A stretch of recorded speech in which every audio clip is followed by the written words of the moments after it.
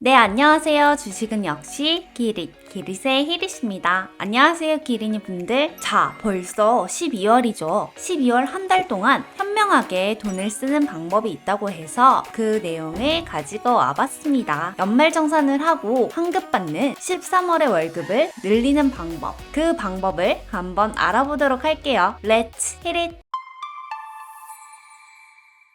사실 여러분들 모두 아실 것 같아요. 연금저축과 IRP 계좌의 추가 납입이죠. 연금저축은 400만원까지, 그리고 IRP는 700만원까지 16.5%가 세액공제가 되죠. 그러니까 이 금액만큼은 여유가 되신다면 꽉 채우는 게 당연히 좋겠죠. 그런데 이것만으로 내용을 가지고 왔다면 여러분들이 뭐야 하실 거 아니에요. 그래서 이거 말고도 다른 방법들이 있다고 하니까 바로 알아볼게요.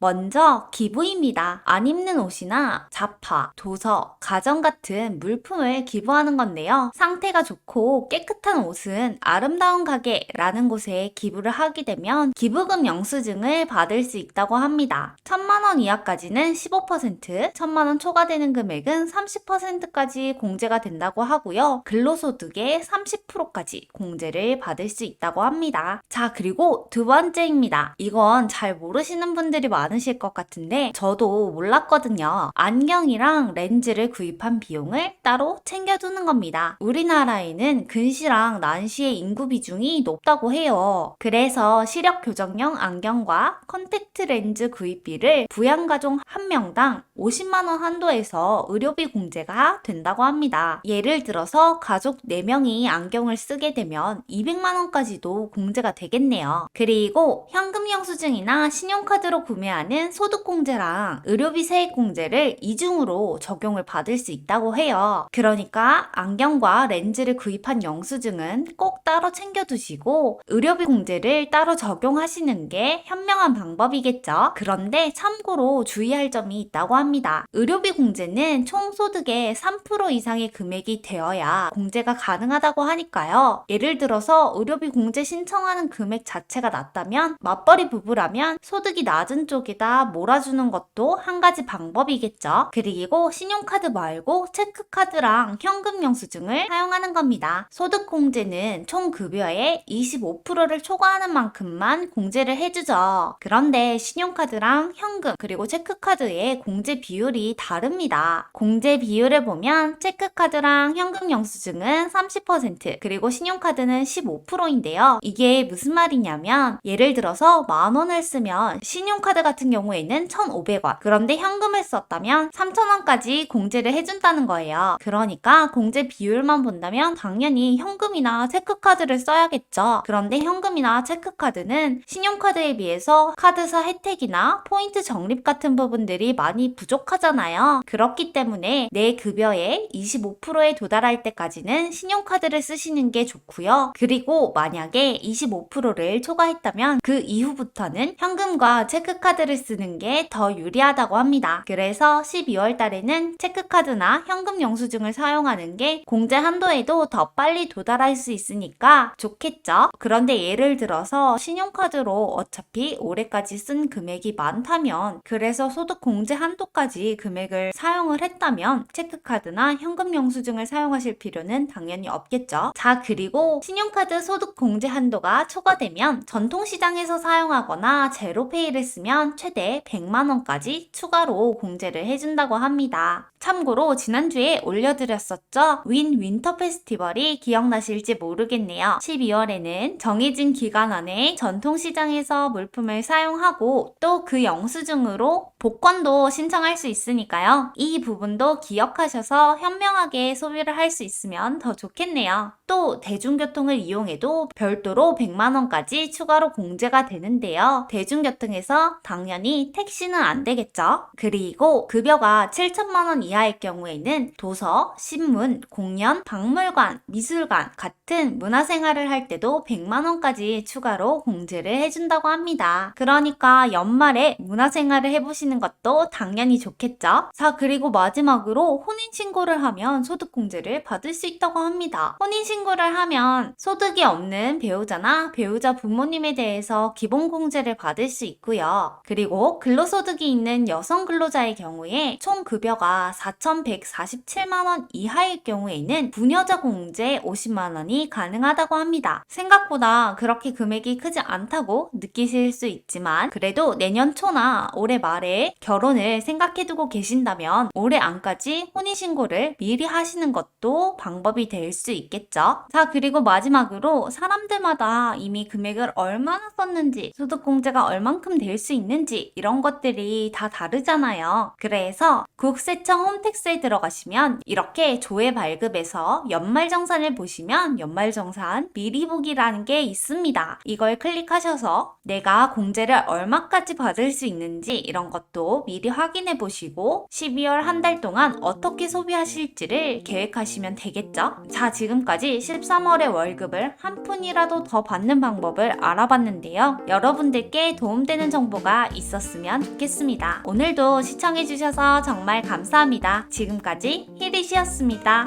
빠이요!